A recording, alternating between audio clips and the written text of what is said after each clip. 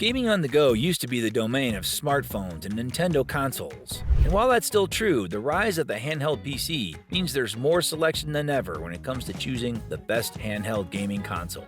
Devices like the Steam Deck let you play a huge library of games once consigned to PCs, while gaming-centric smartphones can let you run impressive mobile games. And of course, Nintendo still offers some great devices for gaming on the go. With that in mind, watch on to see what our picks for the best handheld gaming consoles are and which ones might be most suited for you. To help you get to the right model, we've listed the top 6 handheld game consoles and their key features, plus the things you need to consider to help you choose the best one for you. Links to all products mentioned in the video are in the description below. You could also find a more detailed analysis and a comparison tool on our website, legitpick.com.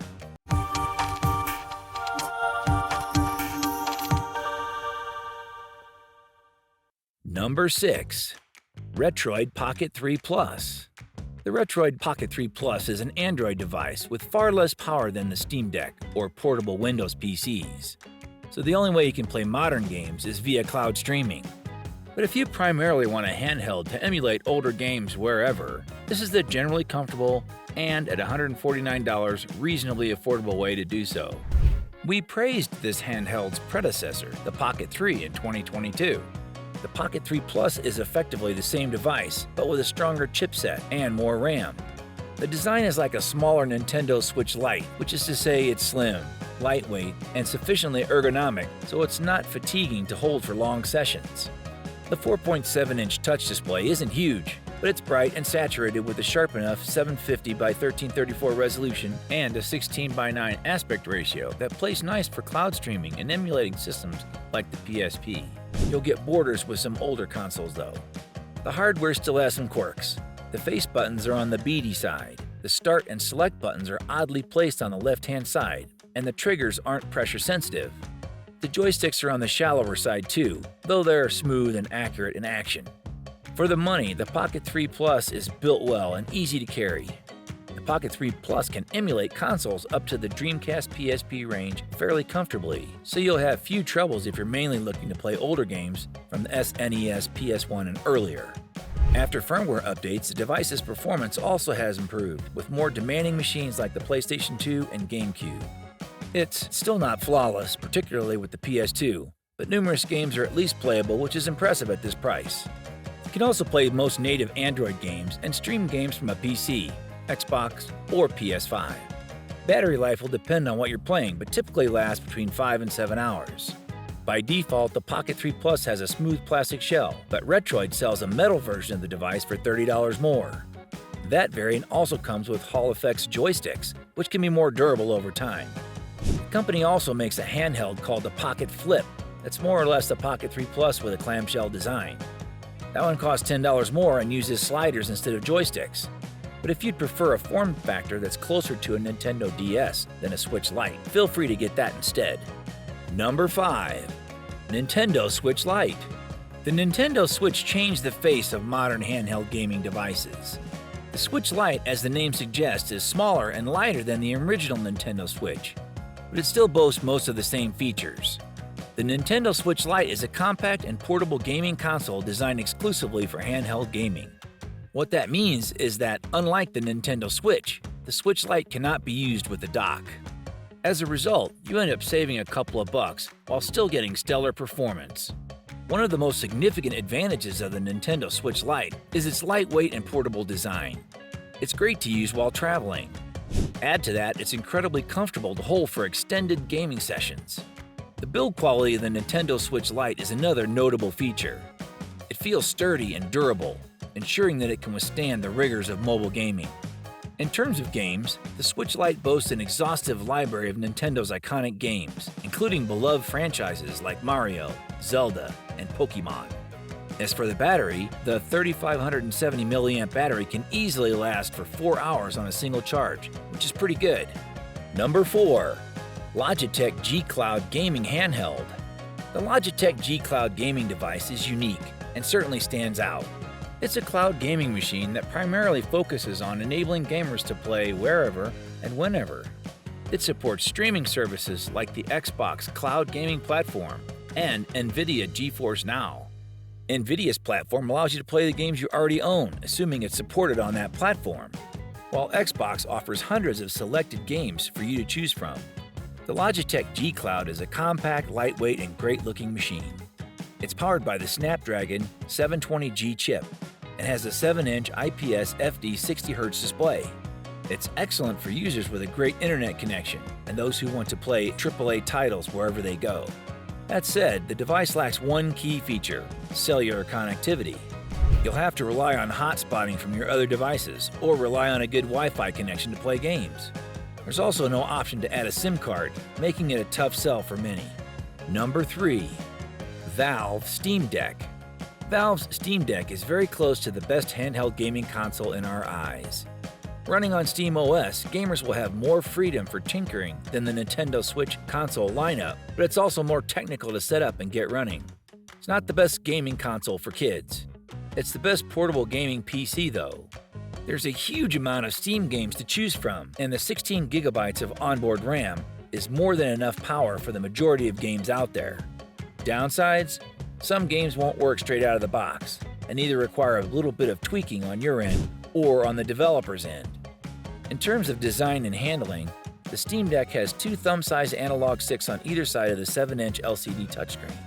In your hands, the console does feel pretty huge in comparison to the Nintendo Switch Lite. Yet, it's still very comfortable to reach all the controls, including A, B, X, Y buttons, and two trackpads with haptic feedback. The Steam Deck will be the best handheld game console for you if you want a device with diverse, responsive controls, lots of games, expandable memory, and the option to play handheld, as well as docked on a TV with a Steam Deck docking station. Number 2. Nintendo Switch OLED. Where once the original Nintendo Switch topped the list, it's been pretty much completely replaced by the Nintendo Switch OLED. As the name would suggest, the Switch offers an OLED display that's not only larger than that of the standard Switch, but also brighter and more colorful, really making some of the best Nintendo Switch games really pop. Other improvements, like a sturdy kickstand, better speakers, and an Ethernet port, make the Switch OLED the handheld game console to get today. The only caveat is, if you have an original Nintendo Switch, you might not see the biggest of upgrades moving from it to the Switch OLED. Number 1. ASUS ROG Ally. If you're willing to spend more and want a more performant handheld, you could skip the Steam Deck and buy a Windows-based device instead. Of those, the $700 ASUS ROG Ally is the best we've tested. It's not nearly as frictionless as the Steam Deck, but it's a fine alternative to traditional gaming laptops if you're willing to trade off some ease of use for better frame rates and a superior display. As our review notes, the ROG Ally AMD Z1 Extreme APU lets it play more demanding games at higher frame rates than the Steam Deck. After updates, we saw frames per second gains of roughly 15 to 25% in AAA titles like Cyberpunk 2077 and Shadow of the Tomb Raider. While the Steam Deck officially maxes at a total power dissipation of 15 watts, the ROG Ally has a turbo mode that boosts the power draw to 25 watts or 30 watts when plugged in, letting it eke out more performance. It's not an enormous leap over Valve's machine in practice, and new devices like the Aya Neo 2S can technically run a bit faster. But it can still do better than the Steam Deck, so it may be worthwhile if you mostly play big-budget AAA games. The bigger selling point might be the display, which is 7 inches like the Steam Deck but has a sharper 1080p resolution and supports faster refresh rates up to 120 Hz. It's brighter and more color-rich as well, plus it has thinner bezels around the sides. What's more, the ROG Ally is noticeably more svelte than the Valve's machine, as it's roughly half as thick, a tad lighter, and 0.7 inches shorter. It doesn't come with a case like the Steam Deck, but physically at least it's more portable.